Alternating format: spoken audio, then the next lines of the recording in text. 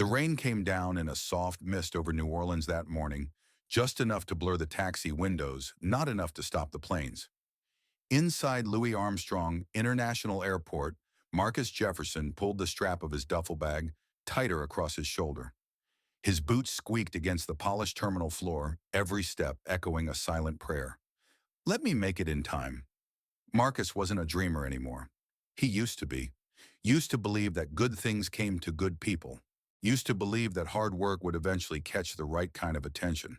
But life has a way of sanding down your optimism like rust on metal.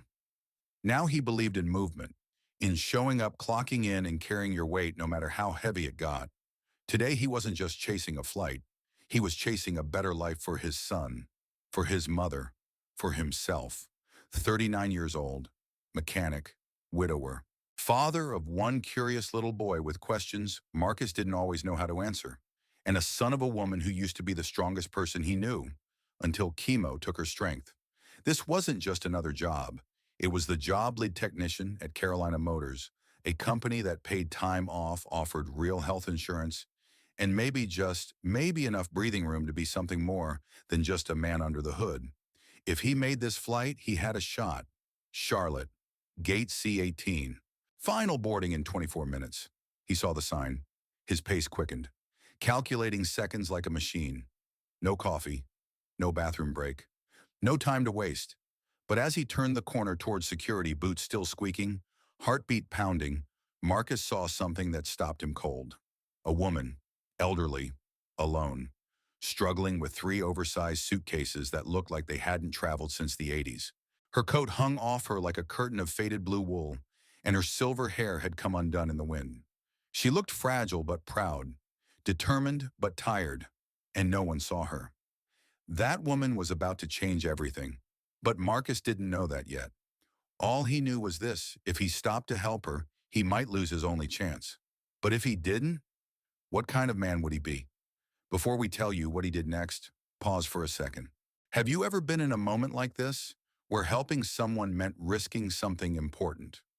Where kindness wasn't convenient, but you did it anyway, because the story we're about to share is about how one quiet act of decency in the middle of a rushing crowd became the spark that ignited an extraordinary future.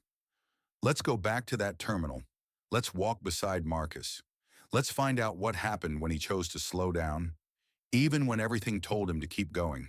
It was still early when Marcus Jefferson stepped out of the airport shuttle, the air thick with the kind of damp chill that seeps into your bones. New Orleans in the spring had a way of dressing up even the most ordinary mornings: wet asphalt reflecting city lights like an oil painting in motion, coffee steam curling from travelers' cups like incense for the day ahead.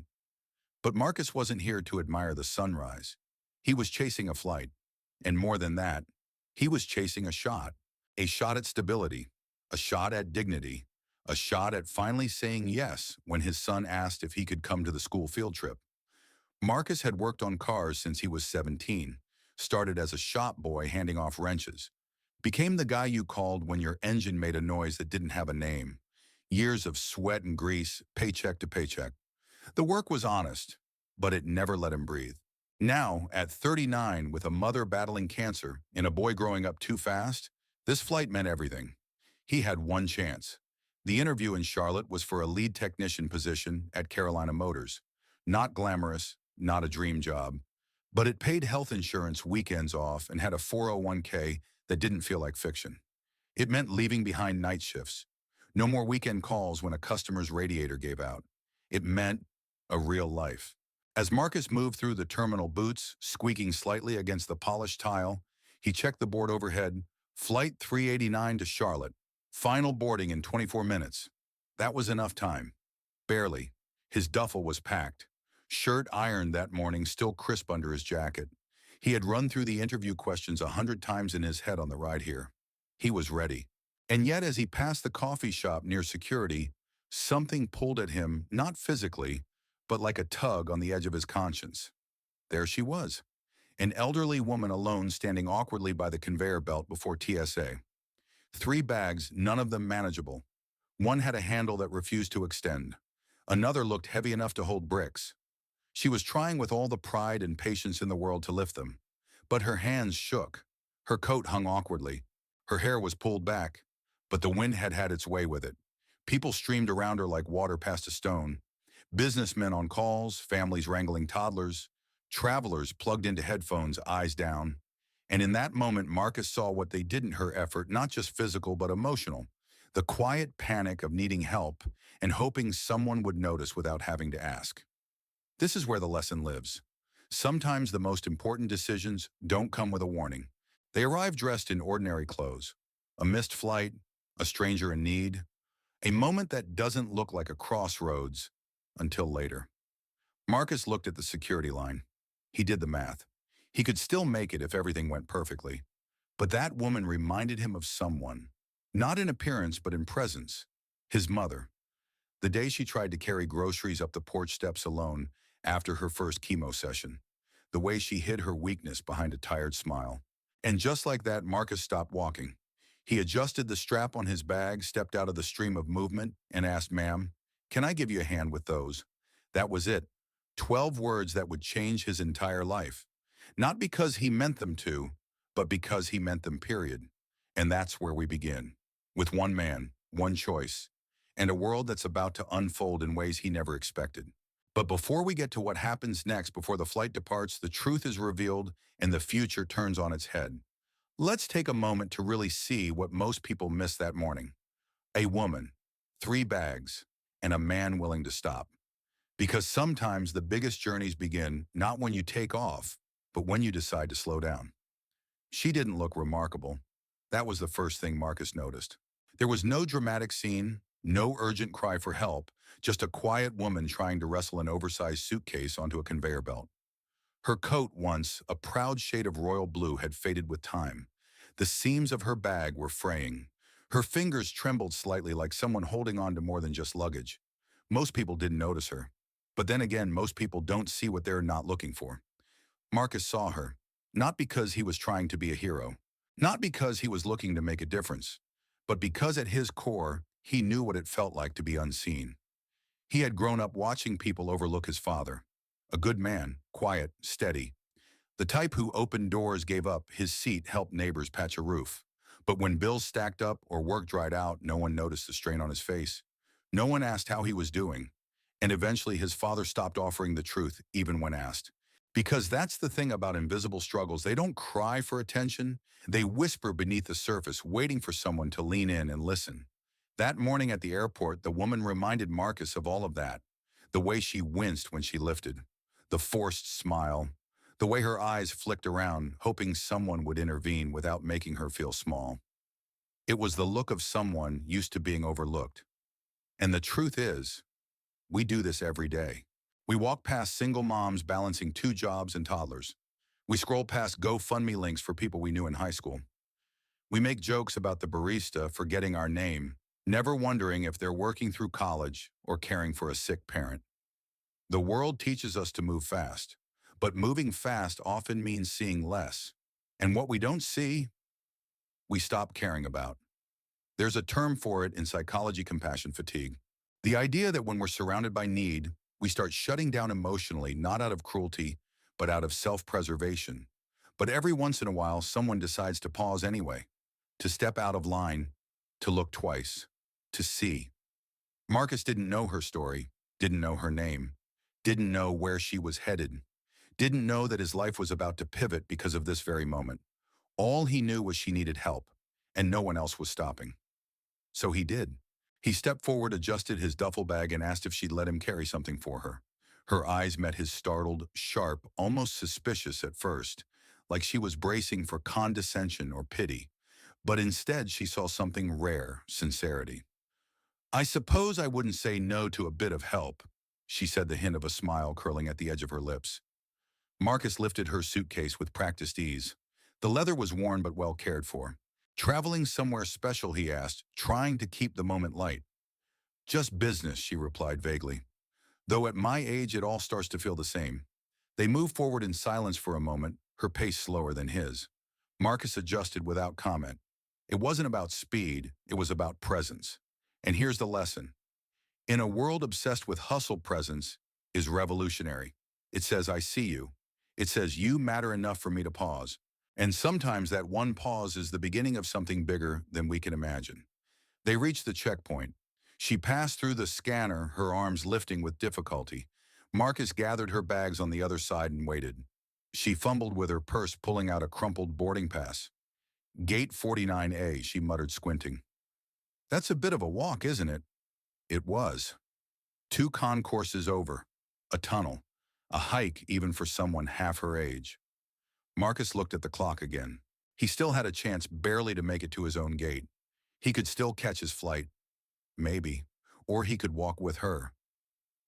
This is where stories often split. One road leads to ambition, the other to compassion. Marcus took a breath. Let's get you to that gate, Miss Evelyn, she said. Miss Evelyn, he nodded. We've got some walking to do.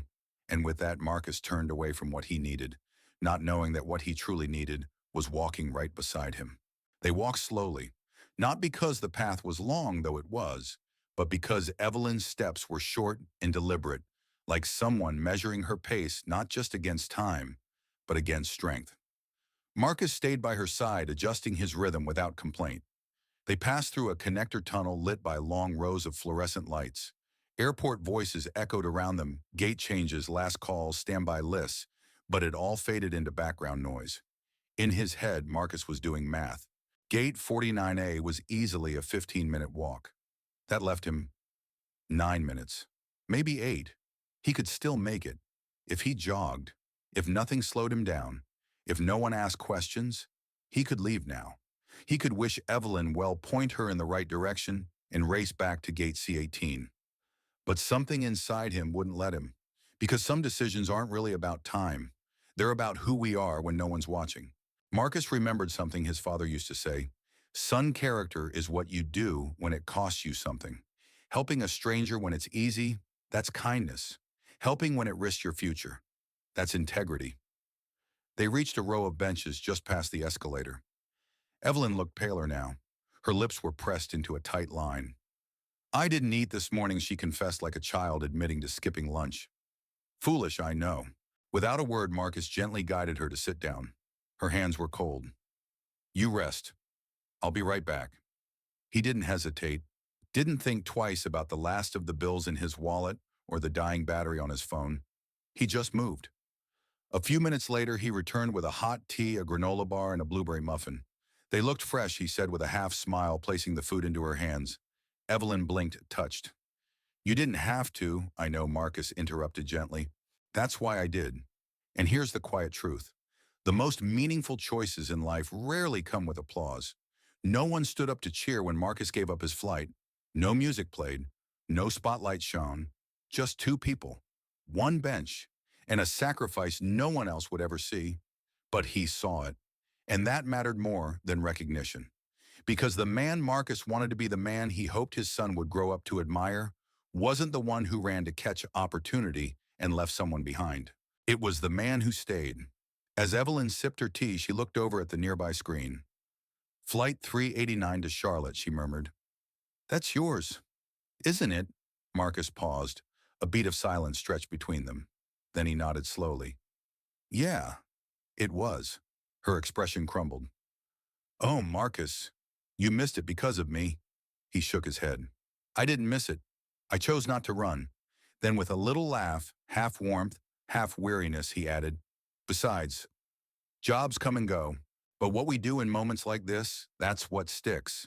And he meant it, even though his future felt uncertain now, even though he had no plan B, even though everything he'd hoped for might have just walked down the jet bridge without him. Still, he didn't regret his choice, because doing the right thing has a cost, but it also has a weight, and that weight Marcus knew was worth carrying. Once Evelyn finished her muffin, they resumed their walk to the gate. Neither of them spoke much. There was nothing else to say, just presence, just peace, just purpose. When they arrived at gate 49A, the final boarding call rang out overhead.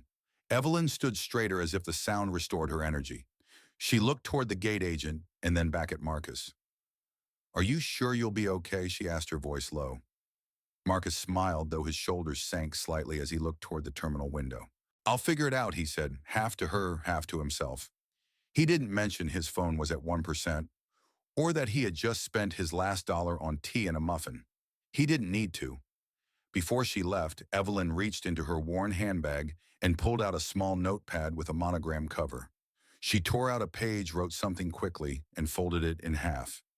Then, without looking at him, she placed it in his hand. "You'll need this later," she said simply. "What is it?" he asked, confused. "A thank you," she replied. "In case I don't see you again." Marcus tucked the paper into his wallet, unsure what else to do. Then, with a smile that somehow felt larger than the moment, Evelyn added, "Thank you for walking with me. Most people don't walk at all anymore. They just rush. It's rare to find someone who chooses to slow down." Marcus gave a soft, lopsided grin. "Slowing down wasn't part of the plan today," he said. She chuckled, a warm sound, unexpected but familiar. "But maybe meeting you was." She stepped into the boarding line. He watched her pass her ticket to the agent. The screen blinked briefly. First class. Boarding. Marcus blinked. First class.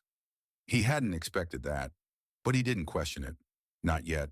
He just watched her disappear into the jet bridge, then stood there alone, with a bag on his shoulder and a heart just heavy enough to still believe in hope. Because sometimes the hardest choices aren't between right and wrong, they're between right and more right. And choosing the path with more heart, that's the one that lasts. The gate grew quieter as Evelyn disappeared into the jet bridge. The last call had been made. The plane door would be sealed in minutes. Marcus stood there for a few moments longer, not because he thought he could still make it, he knew he couldn't, but because he was still trying to catch up with what just happened. He had made his choice, and now he was living in the weight of it. The walk back through the terminal was slower, not because his feet were tired, but because something in him felt heavier. The adrenaline had worn off, and now came the reality. His phone buzzed once, then went black. Battery 0%, no charger, no outlet in sight. He slipped it back into his pocket and looked around the terminal. The same voices echoed, the same travelers passed by, none of them knowing what Marcus had just given up. No one noticing the man with the duffel bag, and nowhere left to be. He wandered, past vending machines with snacks he couldn't afford, past information screens announcing flights he would never board, past a mother soothing a crying baby, a couple arguing over coffee, a janitor wiping the same stretch of floor for the third time, and then he found an empty bench near baggage claim. It was cold, metal, the kind that makes your back ache after a few minutes. Still, he sat down. This too was part of the price, because when you choose to help, people often tell you that was the right thing to do. What they don't tell you is what comes next, that doing the right thing doesn't always feel good in the moment, that sometimes it feels like being left behind. Marcus leaned his head back against the wall and closed his eyes. Just for a minute, he told himself. Not to sleep, just to rest, just long enough to stop thinking about the fact that Wender, his phone was dead. He had just spent his last $11 on tea, a granola bar, and a muffin. He had no way to contact Carolina Motors, and no clue how he would get back home. But he didn't regret it, not even now, because Evelyn had needed him, and he had shown up. That meant something, even if it didn't come with applause, even if no one else ever knew. And that's where dignity lives. Not in titles, not in salaries, but in the quiet moments when you choose to be who you say you are, even when it costs you something. Still, the fear crept in. What now? He had no hotel, no contacts in the city, no backup plan. And then he remembered the note. He reached into his wallet, pulled out the small folded piece of paper Evelyn had given him just before she boarded. He unfolded it carefully, unsure what he expected. A phone number, an address, a voucher, but all it said in neat looping script were 6 simple words. Stay right here. I'll find you. He stared at it, read it again, then again. Just 6 words. No instructions, no promise. Just a sense of calm. And somehow he believed her. Maybe it was ridiculous. Maybe she'd forgotten. Maybe it was just something kind people said to ease a guilty conscience. But in that moment, Marcus didn't move. He sat, right there on the bench. Phone dead, wallet empty, future uncertain. But still, he waited. Here's a quiet truth most people don't talk about. Sometimes the greatest act of faith is not moving, not chasing, not fixing, not running to catch the next thing. Sometimes it's just staying put with your dignity intact. And that's exactly what Marcus did. For 20 minutes, then 30, then 45, people passed by. The lights overhead dimmed slightly as the airport shifted into evening mode. Marcus was just another face in the crowd again. No one knew he was waiting for something that might never come, but he waited anyway, until the glass doors to the terminal slid open and a sleek black sedan rolled up to the curb. It wasn't a dramatic moment. There were no violins swelling in the background, no slow-motion pan to catch a tear in the corner of his eye, just the low hum of the terminal vents and the quiet shuffle of wheels on tile. Marcus sat still, shoulders slightly hunched, duffel bag at his feet, note in hand. "Stay right here. I'll find you." He had read those words maybe 10 times now, not because he thought they'd change, but because somehow they already had. Most of us walk around with a mental script of how life should go. Work hard, be kind, chase opportunity, get rewarded. But what happens when the story doesn't follow the script? What happens when you do everything right and still lose? That's where Marcus was sitting, not just on a cold bench near baggage claim, but in the silent space between expectation and reality. No flight, no job, no plan. Just one folded note and a heart that was trying not to lose hope. Then the automatic doors whooshed open. Marcus barely noticed at first. He was staring at the floor, tracing imaginary lines between the tiles with the toe of his boot. But then came the sound of a car door opening, precise and clean. And then his name. "Mr. Jefferson," a voice said. "Ma'am is ready for you." He looked up. A man in a tailored charcoal gray uniform stood beside a sleek black sedan, the kind of car you don't see much in hourly parking. The driver held the rear door open with a quiet nod of respect. Marcus blinked, confused. "Excuse me," he asked, still unsure whether he'd fallen asleep and was dreaming. "Miss Evelyn Moore," the driver replied. "She's asked me to escort you." "Your bag, sir." Marcus slowly got to his feet, heart racing now for entirely different reasons. And then he saw her, stepping out from the back seat, no longer in that faded blue coat, but now in a crisp blazer over a silk blouse. Her hair, once windblown and loose, was neatly pinned back. Her posture straighter, her steps firmer. Same Evelyn, but different. And the moment their eyes met, she smiled. That same knowing smile, the kind you can't fake. "I told you I'd find you." Sometimes when stories go off script, they don't fall apart. They shift into something better than you planned, something you never saw coming. Marcus stood still, duffel bag hanging awkwardly from his shoulder, like a man who stepped into someone else's movie.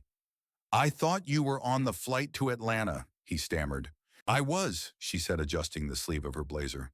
"But I had a stop to make first." She nodded toward the open car door. "Come with me, Marcus. I think you've earned a second chance."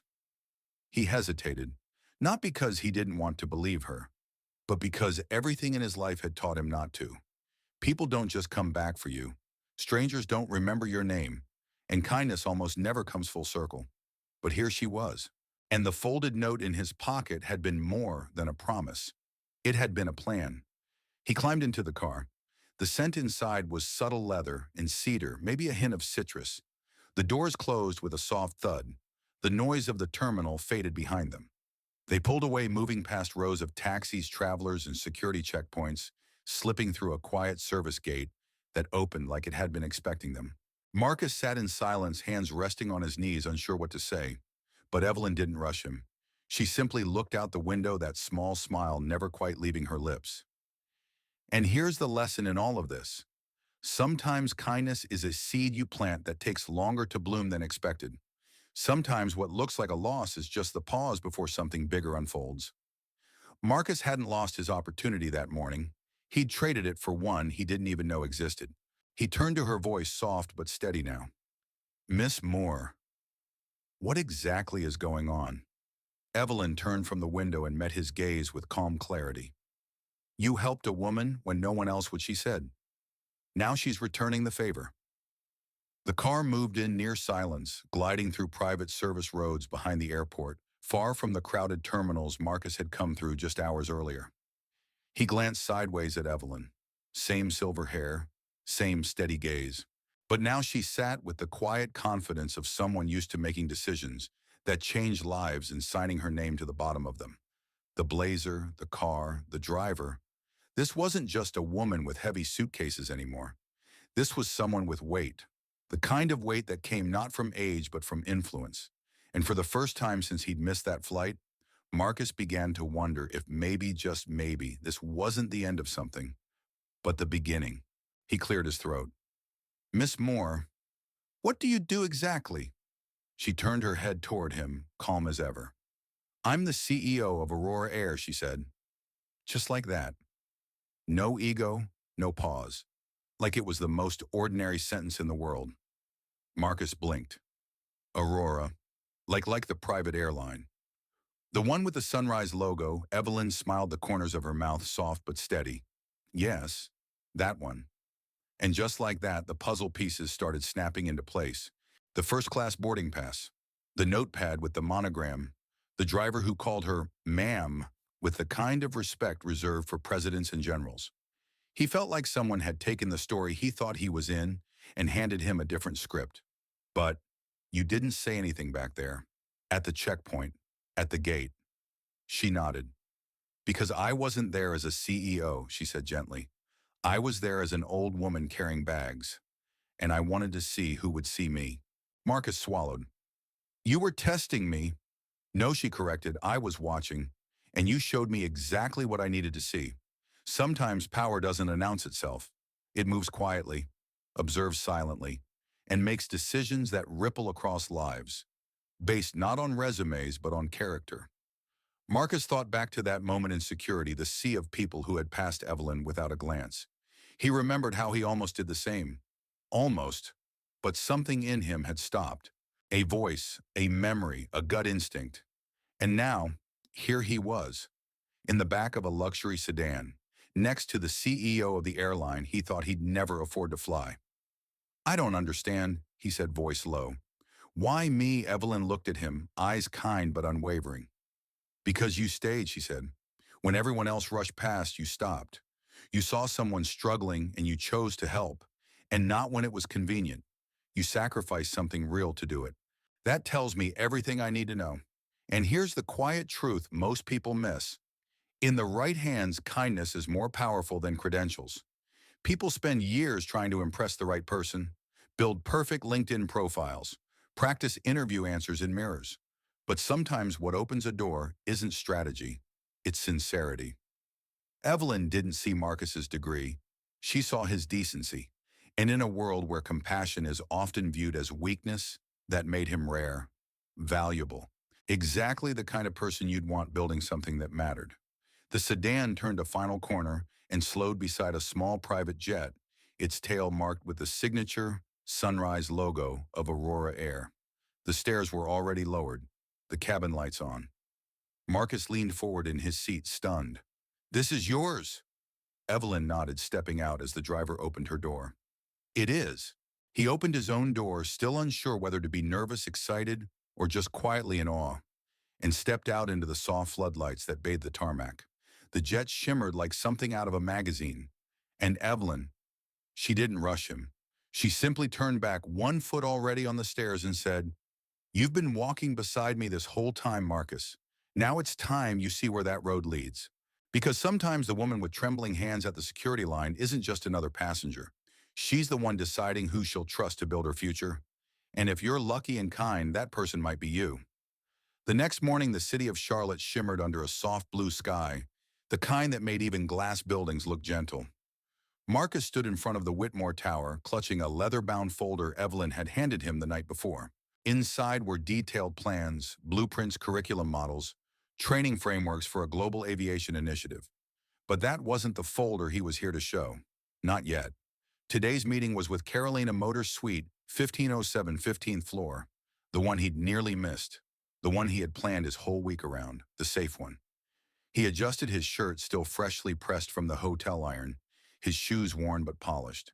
He took one last deep breath before stepping into the elevator. 2 roads, one safe, one unknown. He was about to see where the first one might have led, The office was exactly what he expected: neutral tones, polite smiles, everything professional and a little too clean. The kind of place where coffee came in white ceramic mugs and dreams came in bullet points. He met with Brent Davis, the director of technical operations. A firm handshake practiced lines. Your resume looks great, Marcus. Your field experience exactly what we need. They talked diagnostics, workflow systems, apprenticeships. Marcus answered clearly, decades of grease and sweat distilled into neat, confident replies. Then Davis added, almost as an afterthought, you'd be working under our technical supervisor, Kyle Davidson. Just came in from Michigan State. He's young but sharp. You two should complement each other. Marcus nodded. He didn't flinch. But something shifted. Here's the thing. It wasn't about ego. It wasn't about titles. It was about recognition. He wasn't looking to outrank anyone. He just wanted his years, the long nights, the broken bolts, the improvised repairs at midnight to mean something more than you'll be under Kyle. Then came the offer. $58,000 a year. 6 a.m. to 4:30 p.m., Monday through Saturday. Overtime optional but encouraged. Benefits included. Review after 18 months. Marcus listened, took notes, thanked them for their time, and when they asked if he was ready to accept the offer, he simply said, "May I have 24 hours to think it over?" They agreed, a little surprised. After all, it was good work, honest work, stable, and just yesterday Marcus would have said yes on the spot. But now he wasn't sure. That evening he met Evelyn at a rooftop restaurant overlooking the skyline. The One, it was called. Dark wood, soft lighting, quiet jazz humming beneath silverware and candlelight. She greeted him with a warm nod. "You made it," she said. "You look like a man with decisions to make." They sat. No menus, no pressure. Just a table set for two and time to speak freely. Marcus laid out the offer from Carolina Motors. He didn't dress it up. He didn't tear it down. Just told the truth. Evelyn listened quietly, then asked, "How does it feel?" Marcus paused. "It feels like a ceiling," he said, "not a step. And sometimes that's the hardest part of growth, realizing the very thing you wanted for so long no longer fits who you've become." She slid the other folder back across the table, the one with his name on the cover, the one marked Aurora Global Training Initiative. "We need someone in Accra. The facility's nearly ready. The curriculum is drafted, but it needs leadership hands that understand machines and a voice that earns respect." Marcus opened the folder again. He had read it the night before and again that morning. He knew the salary, knew the risks, knew it meant uprooting his life and his son's. But he also knew what it meant to stay in a place that no longer challenged him. Here's the quiet lesson Evelyn didn't say aloud. You don't choose between good and bad. You choose between comfort and calling. Marcus looked out over the Charlotte skyline. The city twinkled beneath him, busy and beautiful. But he didn't feel like it belonged to him anymore. "If I take this," he said softly, "I'm moving everything. I'm starting over in a place I've never been." Evelyn didn't push. "You'd be helping others start over too," she said, "and you wouldn't be doing it alone." She tapped the folder once gently. "The choice is yours. Always was. But I won't fault you either way." Marcus stared at the pen beside the folder. It felt heavier than anything he'd ever held in a shop or under a hood, because this time what he was signing wasn't just a contract, it was a path. And he wasn't just choosing a job anymore. He was choosing a life. The pen sat on the table like a quiet invitation, slim, weighty, elegant in a way Marcus wasn't used to. Not because it was expensive, though it likely was, but because it represented choice. Not obligation, not desperation, a choice freely made. Marcus had held 1,000 tools in his life, wrenches that twisted loose bolts, pliers that crimped wires, ratchets that pulled stubborn engines back to life. But nothing felt quite like this pen, because this time he wasn't fixing something broken, he was building something new. He looked at Evelyn. She didn't rush him, didn't push the folder closer, didn't sweeten the offer with more perks. She simply waited, like someone who understood that the right decision is never made under pressure, only in peace. And that in itself was a lesson. He thought of his son Jaden and the way his eyes lit up whenever he talked about planes. He thought of the garage back home with its cracked floors and posters from another era. He thought of his father who once said, "One day, son, you'll sign something that changes everything. Just make sure your name means something when you do." Marcus reached out slowly, picked up the pen, and signed, one stroke at a time, no fanfare, no applause. Just the quiet thud of a decision made in the bones. That signature wasn't just ink. It was momentum. It was identity. It was the moment a mechanic became a mentor and a father became a builder of future, not just his own, but of others too. Evelyn smiled but didn't cheer. Instead, she poured them both a glass of still water and raised hers slightly. To starting lines, she said, "The ones that don't always look like beginnings but are." Marcus nodded. "To the runway you don't see until you stop chasing the wrong plane." That night in a quiet hotel room, Marcus packed differently. Not just shirts and shoes. He packed purpose. Tucked next to his shaving kit was a folded piece of paper, Evelyn's original note. "Stay right here, I'll find you." He didn't put it in a drawer. He slid it into the front of his passport case, because now it meant more than just a promise kept. It meant he was going somewhere he belonged. Here's a quiet truth most people forget. We don't carry dreams in our luggage. We carry them in the choices we make when no one else is watching. And sometimes the heaviest thing we take with us is hope. A week later, Marcus boarded a plane, not to Charlotte, but to Accra, Ghana. He looked out the window as the jet began to roll down the tarmac. The ground shook gently. The sky stretched wide. And as the nose lifted into the air, he felt something lift with it, a version of himself he hadn't seen in years. The morning sun in Accra broke differently than it did in Louisiana. It wasn't just the heat or the quality of the light. It was the way it poured across the tarmac like an announcement. Something new is being built here. Marcus Jefferson stood on the second-floor balcony of the Aurora Global Training Center, overlooking the rows of metal buildings, now humming with quiet energy. Below him, two apprentices were running diagnostics on a hydraulic system, their hands moving with growing confidence.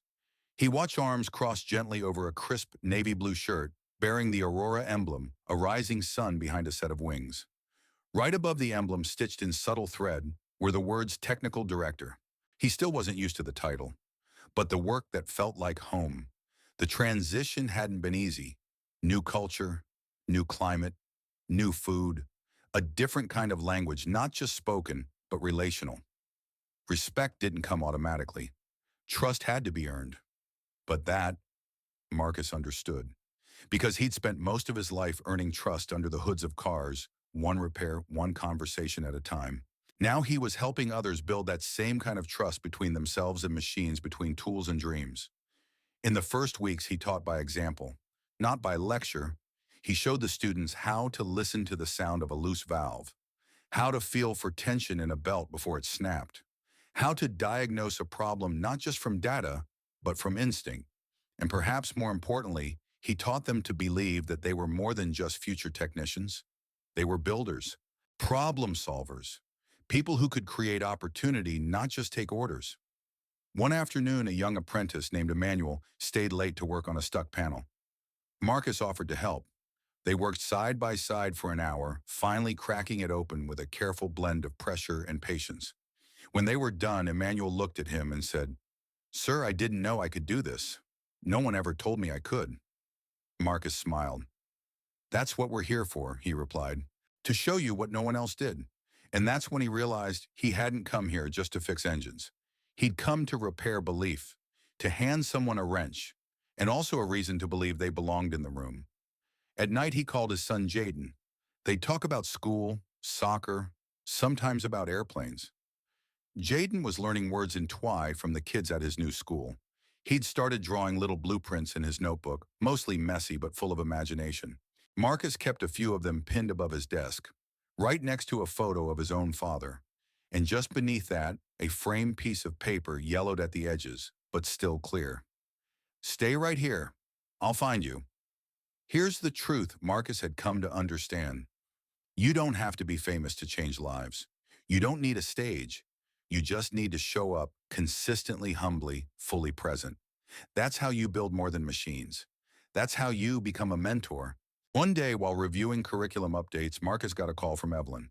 She was back in the States, but her voice as always was calm and clear. Sao Paulo is next, she said. We break ground in 5 months. She paused. It needs a leader. Marcus leaned back in his chair, eyes drifting to the hangar windows where students were practicing emergency drills with mock flight decks. He didn't answer immediately, because leadership he now knew wasn't about being in charge. It was about walking beside people until they no longer needed you to. The sun was dipping low over the compound in Accra, casting long, amber shadows across the tarmac. Marcus stood near the entrance of the main hangar, his arms loosely folded, watching the final training session of the day wind down. His apprentices, now more confident than ever, were debriefing with instructors, wiping oil from their palms, laughter occasionally punctuating the steady hum of tools and turbines. It had been 18 months. 18 months since that moment in a crowded airport when he chose kindness over convenience. Since he missed a flight but boarded a journey. Behind him, a black SUV pulled in quietly through the front gate. He knew that car.